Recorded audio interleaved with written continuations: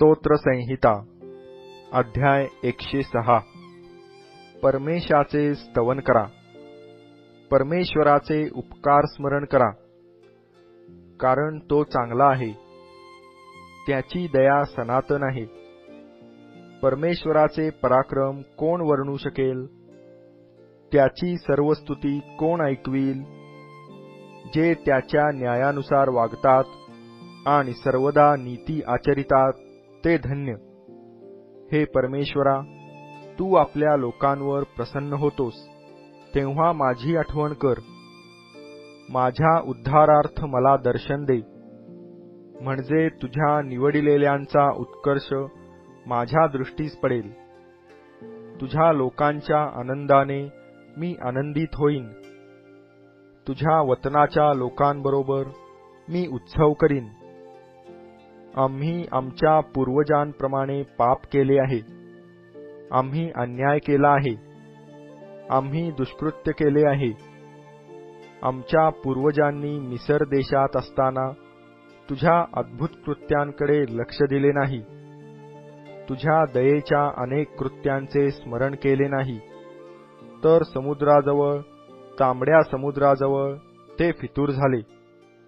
तरी आपला पराक्रम विदित करावा म्हणून त्याने आपल्या नावासाठी त्यांचे तारण केले।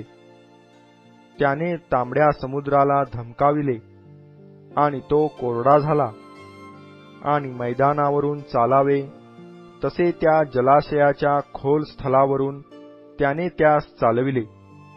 त्याने त्यास त्यांचा द्वेष करणाऱ्याच्या हातून सोडविले, शत्रूच्या हातून त्यास मुक्त केले। त्याचे वैरी पाण्यात गडप झाले, त्यातला कोणीही उरला नाही।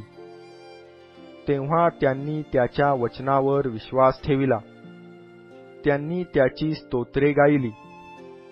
तरी ते त्याची कृत्ये लवकरच विसरले, त्याच्या योजनेसंबंधाने त्यांनी धीर धरिला नाही। रानात त्यांची वासना अनावर झाली, ओसाड प्रदेशात त्यांनी देवाची परीक्षा पाहिली। तेव्हा त्याने त्यांच्या मागणीप्रमाणे त्यास दिले, पण त्यांचा जीव झुरणीस लाविला। त्यांनी छावणीत मोशे आणि परमेश्वराचा पवित्र सेवक अहरोन ह्यांचा हेवा केला। तेव्हा भूमी फाटली व तिने दाथानाला गिळून टाकले आणि अबीरामाच्या टोळीस गडप केले। त्याच्या टोळीस अग्नीने पछाडिले, आगीच्या लोळाने त्या दुर्जनास जाळून टाकिले। त्यांनी होरेब येथे वासराची मूर्ती केली, ओतीव मूर्तीची पूजा केली। त्यांनी आपले ऐश्वर्य, जो परमेश्वर, त्याच्याऐवजी गवत खाणाऱ्या बैलाची प्रतिमा स्वीकारिली। ते आपल्या उद्धारक देवाला विसरले। त्याने मिसर देशात महत्कृत्ये, हमाच्या देशात अद्भुत कृत्ये, तांबड्या समुद्राजवळ भयानक कृत्ये केली होती। तेव्हा तो म्हणाला, ह्यांचा नायनाट केला पाहिजे, पण त्याचा क्रोध शांत करावा व त्याने त्यांचा नाश करू नये म्हणून त्याचा निवडिलेला मोशे त्याला अडवा आला। त्यांनी रम्य देश तुच्छ मानिला, त्यांनी त्याच्या वचनांवर विश्वास ठेविला नाही। त्यांनी आपल्या तंबूत कुरकुर केली, परमेश्वराचा शब्द मानिला नाही। तेव्हा त्याने आपला हात वर करून त्यांच्याविषयी शपथ वाहिली की, मी त्यांना रानात खाली पाडीन, त्यांची संतती राष्ट्रात विखरीन, त्यांना देशोधडीस लावीन। ते पौर येथील बाल ह्या दैवतावर आसक्त झाले, त्यांनी निर्जीव मूर्तींना वाहिलेले बळी खाल्ले।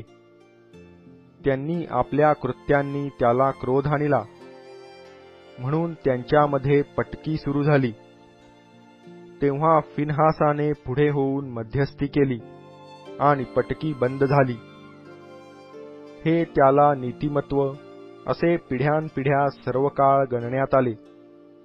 मरीबा येथील जलाजवळही त्यांनी त्याला संताप आणला, आणि त्यांच्यामुळे मोशेवर अरिष्ट आले, कारण त्यांनी त्याच्या आत्म्याला विरोध केला आणि त्याने अविचाराचे शब्द तोंडातून काढिले।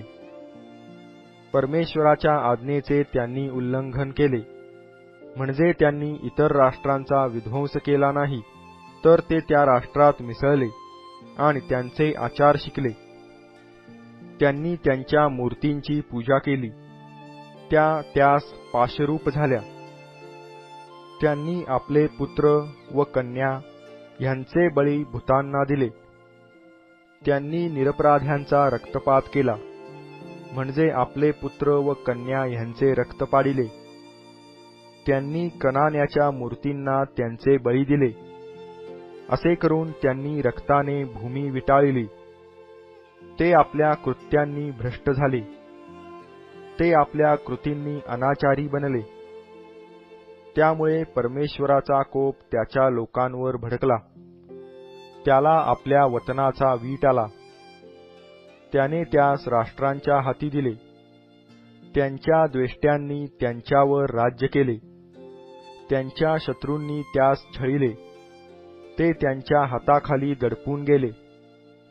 अनेक वेळा त्याने त्यास मुक्त केले, तरी ते आपला हेका न सोडिता बंडखोरच राहिले व आपल्या अनितीने अधोगतीस पोहोचले. तथापि त्यांची आरोळी ऐकून परमेश्वराने त्यांच्या संकटाकडे दृष्टी लावली. त्याने आपल्या कराराचे स्मरण त्यांच्यासाठी करून आपल्या अपार दयेने त्यांची कीव केली. त्यांचा पाडाव करणाऱ्या सर्वांच्या मनात त्यांच्याविषयी त्याने दया उत्पन्न केली. हे परमेश्वरा, आमच्या देवा, आम्हास तार, आम्हास राष्ट्रातून काढून एकवट कर, म्हणजे आम्ही तुझ्या पवित्र नावाचे स्तवन करू. तुझ्या स्तवनात आम्हाला उल्हास वाटेल. इस्रायलाचा देव परमेश्वर ह्याचा अनादिकालापासून अनंतकालपर्यंत धन्यवाद होवो. सर्व लोक आमेन म्हणोत. परमेशाचे स्तवन करा.